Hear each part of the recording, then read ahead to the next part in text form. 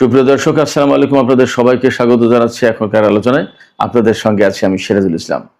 দর্শক, Iran, America, মধ্যপ্রাচ্যের অনেকগুলো গুরুত্বপূর্ণ খবরের ভিতরে আজকে আমার কাছে সবচেয়ে গুরুত্বপূর্ণ একটা খবর মনে হয়েছে। ইসরায়েলের যুদ্ধমন্ত্রী ইসরায়েল কাজ এবং দেশটির সেনাবাহিনী মুখোমুখি অবস্থানে দাঁড়িয়ে আছে। কারণ কি? পশ্চিম তীরের সাম্প্রতিক যে গোলযোগ, এই গোলযোগের ঘটনায় একজন সেনা কমান্ডারকে বদলি করার আদেশ দিয়েছেন গত রাতে ইসরায়েল কাজ, কিন্তু সেই আদেশ প্রত্যাখ্যান করেছে ইসরায়েলের সামরিক বাহিনী, সরাসরি বিবৃতি দিয়েছে। সেক্ষেত্রে ইসরায়েলের সামরিক বাহিনী এবং যুদ্ধমন্ত্রী এখন মুখোমুখি অবস্থানে। এদিকে মার্কিন প্রেসিডেন্ট ডোনাল্ড ট্রাম্প বলেই যাচ্ছেন আজ সোমবার অর্থাৎ 2রা আগস্ট ইরানের সাথে আমেরিকার হরমুজ প্রণালী খুলে দেওয়ার ব্যাপারে আলোচনা হবে। ইরান বলছে আমরা এটা জানি না। তবে কূটনৈতিক প্রচেষ্টা যে থেমে আছে তা কিন্তু নয়। ইরানের পররাষ্ট্রমন্ত্রী আব্বাস আরাকচি একের পর এক পাকিস্তানের সেনাপ্রধান, পাকিস্তানের পররাষ্ট্রমন্ত্রী, সৌদি পররাষ্ট্রমন্ত্রী, তুরস্কের পররাষ্ট্রমন্ত্রী, কাতারের পররাষ্ট্রমন্ত্রী বিভিন্ন লোকের সাথে যোগাযোগ করে যাচ্ছেন। আবার তারাও ফোন করছেন। বাট মধ্যপ্রাচ্যের পরিস্থিতি এই মুহূর্তে অত্যন্ত জটিল। আমেরিকা কোথায় সে ঠেকেছে জানেন? সমস্ত সবকিছু বাদ দিয়ে এখন হরমুজ প্রণালী খুলবে কি খুলবে না, এই জায়গায় এসে আমেরিকা ঠেকেছে। ইরান বলছে আমেরিকার জন্য হরমুজ প্রণালী বিনা শর্তে খোলা হবে না। এবং আমি অনেক আগে থেকেই বলে আসছি, হরমুজ প্রণালী বন্ধ হয়েছে, এই প্রণালী দিয়ে আমেরিকার আর জায়গা হবে না, মধ্যপ্রাচ্যে ঢোকার কোনো সুযোগ হবে না। সুপ্রিয় দর্শক, আজকের মূলত ইসরায়েল, আমেরিকা, ইরান এই যে রাজনীতির জটিল ঘূর্ণাবর্ত, এই বিষয়গুলো নিয়েই আলোচনা করব। আশা করি আলোচনা খুবই ভালো লাগবে। আলোচনা যদি ভালো লাগে তাহলে লাইক, কমেন্ট, শেয়ার করবেন এবং চ্যানেলটি সাবস্ক্রাইব করে সাথেই থাকবেন। চলুন দর্শক, আলোচনা করি বিস্তারিত। প্রথমে আমি ইসরায়েল প্রসঙ্গটা শেষ করি। ইসরায়েলের যুদ্ধমন্ত্রী ইসরায়েল কাজ, তিনি গতকাল রাতে টেলিভিশন চ্যানেলের লাইভ অনুষ্ঠানে তিনি বলেছেন, তিনি ঘোষণা দিয়েছেন যে পশ্চিম তীর, ফিলিস্তিনের পশ্চিম তীর যেটা মাহমুদ আব্বাসদের নিয়ন্ত্রণে আছে, এই পশ্চিম তীরে সম্প্রতি ভীষণ গোলযোগ হয়েছে। সেখানে একজন ইসরায়েলি সেনা নিহত হয়েছে, বেশ কয়েকজন আহত হয়েছে, ইসরায়েলি সেটলার, অবৈধ বসতি স্থাপনকারী, এবং অন্তত 4 জন ফিলিস্তিনি নিহত হয়েছিল। পরবর্তীতে আরো অনেক ঘটনা ঘটেছে, সেখানে সেনা অভিযান চালিয়েছে ইত্যাদি ইত্যাদি। খুব ফ্যাক্ট হচ্ছে কি, এটা নিয়ে সারা বিশ্বের লোকজন কিন্তু নিন্দা জানাচ্ছে। খোদ পশ্চিমা ইউরোপের দেশগুলো নিন্দা জানাচ্ছে।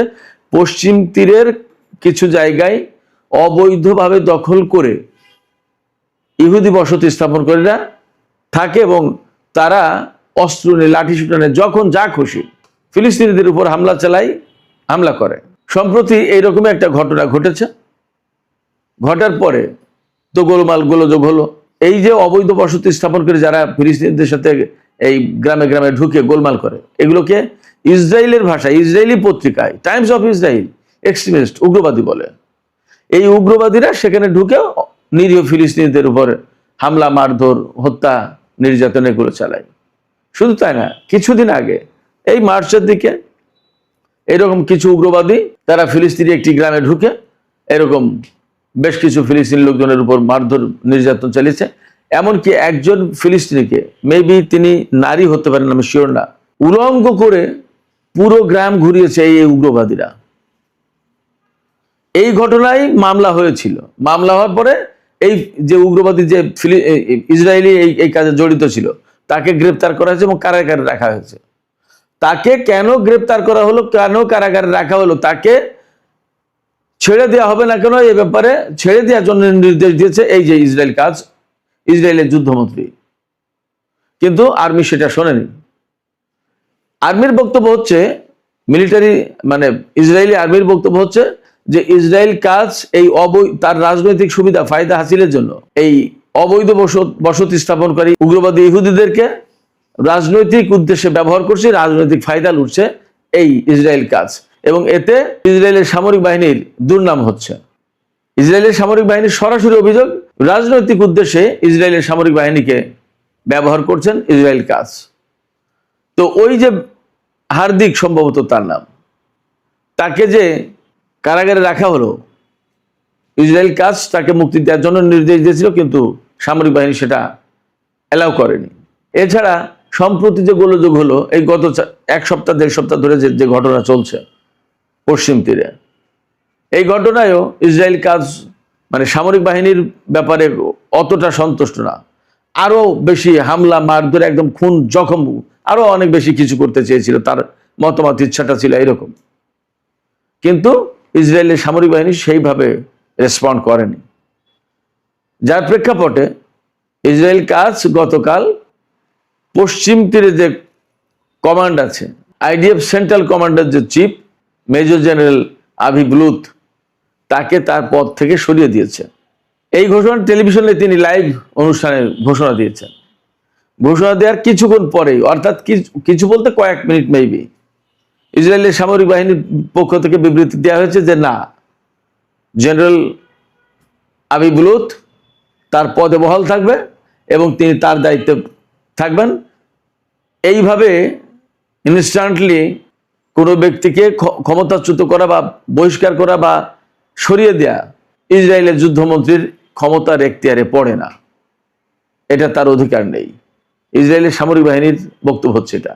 তার মানে দাঁড়ালো যে ইসরায়েলের যে রাজনৈতিক নেতারা ফিলিস্তিনকে কেন্দ্র করে যে সমস্ত তাদের যে খাহেশ, তাদের যে রাজনৈতিক উদ্দেশ্য, তাদের যে রাজনৈতিক সুবিধা ফায়দা, এইগুলো লুটার জন্য, এইগুলো হাসিল করার জন্য, এইগুলো হাতিয়ে নেওয়ার জন্য সামরিক বাহিনীকে ব্যবহার করে।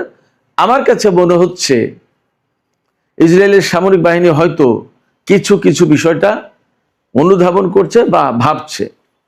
তারা তো হুকুমের গোলাম, সরকার যদি হুকুম দেয় যে এখানে যুদ্ধ শুরু করো, তারা তাই করতে বাধ্য, তারা তাই করে।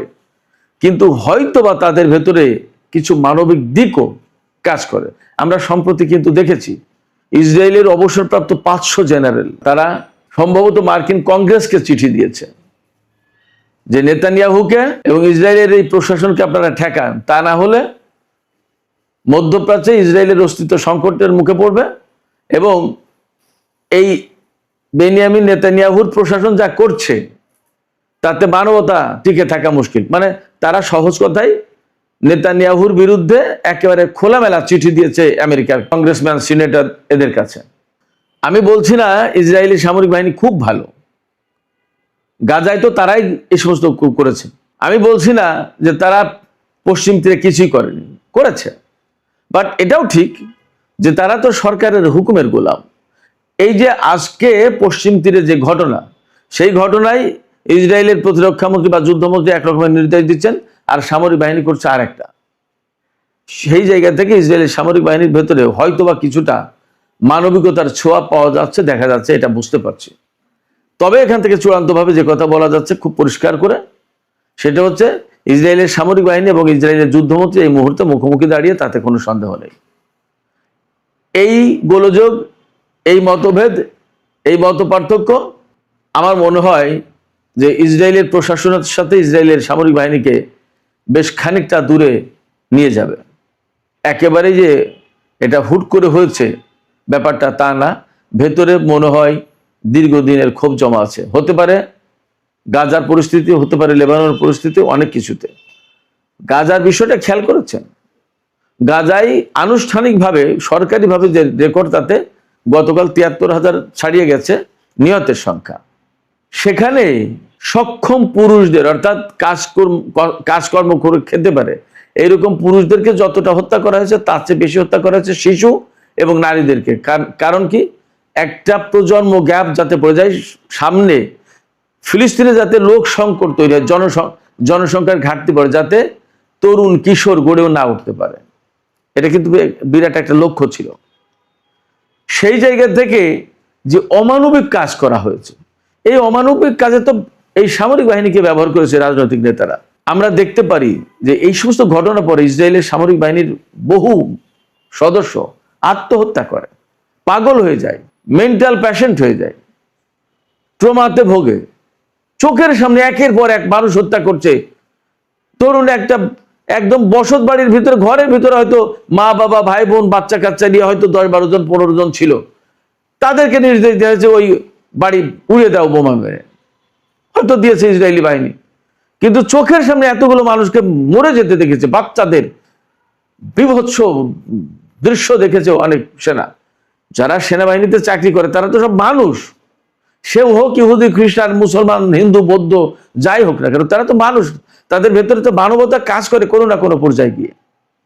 এই সমস্ত সেনার অনেকেই এগুলো দেখে ট্রমাটাইজড হয়ে যায়, ভীত সন্ত্রস্ত হয়ে যায়, ভেতরে ভেতরে পাগলের মতো হয়ে যায়, উদ্ভ্রান্ত উন্মাদ হয়ে যায়।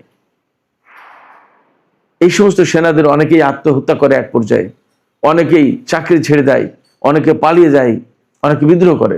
ইসরায়েলি সামরিক বাহিনীতে এই যে গাজা যুদ্ধ শুরু করে কয়েকবার বেশ কিছু কিছু ইউনিটে বিদ্রোহের ঘটনা ঘটেছে। অনেক সেনাকে বিচারের মুখোমুখি করা হয়েছে, বিচার করে তাদেরকে শাস্তি দেওয়া হয়েছে, কাউকে কাউকে চাকরি থেকে বহিষ্কার করা হয়েছে, আবার নতুন করে বিচারের আওতায় আনা হচ্ছে, অনেক কিছু ঘটনা আছে। যাই হোক, আমরা আশা করব যে ফিলিস্তিনে যে ভয়াবহ অমানবিকতা চলছে বছরের পর বছর, এগুলোর অবসান হবে এবং ইসরায়েলি সামরিক বাহিনীর ভেতরে কোনো না কোনো পয়েন্টে গিয়ে একটা মানবিকতা বোধ কাজ করবে এবং তাদেরকে যে রাজনৈতিক উদ্দেশ্যে ব্যবহার করা হচ্ছে তারা হয়তো একসময় এইভাবে আর ব্যবহার হতে চাইবে না, আমরা এমনটা প্রত্যাশা করব। দর্শক, আমরা এবার ইরান আমেরিকা প্রসঙ্গে কিছু আলোচনা করি। মার্কিন প্রেসিডেন্ট ডোনাল্ড ট্রাম্প বারবার বলছেন, তিনি বলেই যাচ্ছেন, তার ট্রুথ সোশ্যালে পোস্ট দিয়েই যাচ্ছেন, 2 আগস্ট সোমবার ইরানের সাথে আমেরিকার বৈঠক আলোচনা। অদ্ভুত ব্যাপার হচ্ছে, তিনি একের পর এক বলেই যাচ্ছেন ইরানের সাথে 2 আগস্ট সোমবার আমেরিকার বৈঠক। কি নিয়ে? হরমুজ প্রণালী খুলে দেওয়ার ব্যাপারে। অদ্ভুত ব্যাপার, আপনারা খেয়াল করেছেন আমেরিকা কোন লক্ষণে কি কি কথা বলে যুদ্ধ শুরু করলো, আর এখন এসে কোথায় গিয়ে থামতে হয়েছে, ঠেকতে হয়েছে। এবং আমি আপনাদেরকে বলি, চুক্তি তো পরের কথা, শূন্য হাতে মধ্যপ্রাচ্য থেকে ফিরতে হবে আমেরিকাকে। কারণ হচ্ছে, তারা যে সমস্ত লক্ষ্য নিয়ে যুদ্ধ করতে এসেছে ইরানের সাথে, একটাও তাদের জন্য বৈধ লক্ষ্য ছিল না। 1, 2 হচ্ছে যে ইরান এই সমস্ত কথা বহু আগে থেকেই শুনেছে এবং ইরান সেইভাবেই প্রস্তুতি নিয়েছে। তারা জানতো যে আমেরিকাকে কোনো না কোনো পয়েন্টে গিয়ে মোকাবেলা করতেই হবে। আমেরিকাকে মোকাবেলা করতে গেলে শুধু ডিপ্লোমেসি দিয়ে হবে না, আমেরিকাকে মোকাবেলা করতে গেলে শুধুমাত্র জনগণের ঐক্য বা মুখের কথাই হবে না, লাগবে সামরিক সরঞ্জাম। ইরান দশকের পর দশক ধরে সেই সামরিক সরঞ্জাম নিজেরা কবজায় এনেছে, নিজেরা বানানো শিখেছে। ভেতরে ভেতরে এমন শিখেছে যে এখন আমেরিকায় ফেল মেরে গেছে ইরানের কাছে। আমেরিকার প্রযুক্তির চেয়ে এখন একদম নির্দ্বিধায় বলা যায় ইরানের প্রযুক্তি সুপার। আমেরিকার প্রযুক্তির ঊর্ধ্বে ইরানের সামরিক প্রযুক্তি। এই যে ড্রোন, এই যে ক্ষেপণাস্ত্র, এগুলো কিন্তু মোকাবেলা করতে পারছে না আমেরিকা ইসরায়েল। তারা এতদিন একটা খুশিতেই ছিল যে তারা সারা বিশ্বের সবচেয়ে লেটেস্ট প্রযুক্তির অধিকারী, কিন্তু ইরানের সাথে যুদ্ধ করতে এসে দেখে আসলে তারা অনেক পেছনে। ভেতরে ভেতরে ইরান অনেক এগিয়ে গেছে।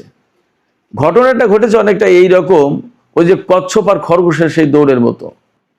খরগোশ তো ব্যাপক জোরে দৌড়াতে পারে, সে তো মনে করলো যে এইটুকু জায়গা আর কত সময় লাগবে, খানিকটা গিয়ে বটতলায় গাছের ছায়া আরাম করে ঘুমাই নিল, যে একটু ঘুম দিয়ে নি, পরে উঠে এক লাফেই তো পার হয়ে যাবে বাকি জায়গা। আর কচ্ছপ কিন্তু কোনো অলসতা না করে টুকটুক টুকটুক করে এগিয়ে যেতেই থাকে। খরগোশ ঘুমিয়ে থাকলো আর কচ্ছপ তার পাশ দিয়ে আস্তে আস্তে বিড়বিড় করে চলে গিয়ে খরগোশের আগে চলে গেল কচ্ছপ। আমেরিকা তার বিভিন্ন রকমের সামরিক সরঞ্জাম তৈরি করে মনে করেছিল পৃথিবীতে তার চেয়ে সেরা কেউ নেই। কিন্তু ইরানের সাথে আমেরিকা যেহেতু কোনো রকমের সম্পর্ক নেই, অতএব ভেতরে ভেতরে ইরান কি তৈরি করেছে তা কেউ জানতো না। ভেতরে ভেতরে ইরান ঠিকই অনেক এগিয়ে গেছে, যা আমেরিকা কল্পনাও করতে পারে না। তারই খেসারত এখন গুনছে আমেরিকা এবং তাদেরকে অনেক খেসারত দিতে হবে। ইতিমধ্যে মধ্যপ্রাচ্যের ঘাঁটিগুলো মোটামুটি সব চুরমার। অনেক জায়গা থেকে সেনা সরিয়ে নিতে বাধ্য হয়েছে আমেরিকা। বারবার হামলার হুমকি দিয়েও সেই হামলার হুমকি বাস্তবায়ন করতে পারে না, এই কারণে যে আমেরিকা জানে যে এই হামলা করলে হয়তো আমরা হামলা করলাম, কিন্তু তার পরের ইরানের যে রিয়াকশনটা হবে সেটা সহ্য করার ক্ষমতা মার্কিন বাহিনীর বা মধ্যপ্রাচ্যের কোনো দেশের নেই। যার কারণে আমেরিকা বারবার হামলা করতে গিয়েও এখন আর হামলা করছে না। এদিকে ওমানের সাথে ইরানের একটা চুক্তি প্রায় চূড়ান্ত হওয়ার কাছাকাছি, হরমুজ প্রণালী নিয়ে। সেই চুক্তি কিন্তু ইরান এবং ওমানের ভিতরে, এটার সাথে অন্য কারো সম্পর্ক নেই। অর্থাৎ হরমুজ প্রণালী কিভাবে ইরান এবং ওমান ব্যবহার করবে সেই ব্যাপারে চুক্তি হবে। যতদূর শোনা যাচ্ছে ইরান এবং ওমানের ভিতরে এরকম একটা কথা হতে যাচ্ছে যে জাহাজ যেগুলো ঢুকবে হরমুজ প্রণালী বাইরে থেকে, যেগুলো হরমুজ প্রণালী দিয়ে পারস্য উপসাগরে ঢুকবে, সেই জাহাজগুলো কন্ট্রোল করবে ইরান, আর পারস্য উপসাগর থেকে বের হবে যেগুলো, সেইগুলো কন্ট্রোল করবে ওমান। দুটো রুট থাকবে। হরমুজ প্রণালী থেকে পারস্য উপসাগরে ঢোকার রুট হবে উত্তরের পাশ, অর্থাৎ ইরানের পাশ দিয়ে, আর জাহাজ যেগুলো বের হবে সেগুলো দক্ষিণ পাশ দিয়ে ওমানের উপকূল দিয়ে বের হবে। এখানে গুরুত্বপূর্ণ যে বিষয়টা সেটা হচ্ছে যে কোন জাহাজ ঢুকবে, কার জাহাজ আসবে, শত্রুর নাকি মিত্রর, ভালো নাকি মন্দ, সামরিক নাকি বেসামরিক, এইগুলো কন্ট্রোল করাটাই হচ্ছে আসল কথা।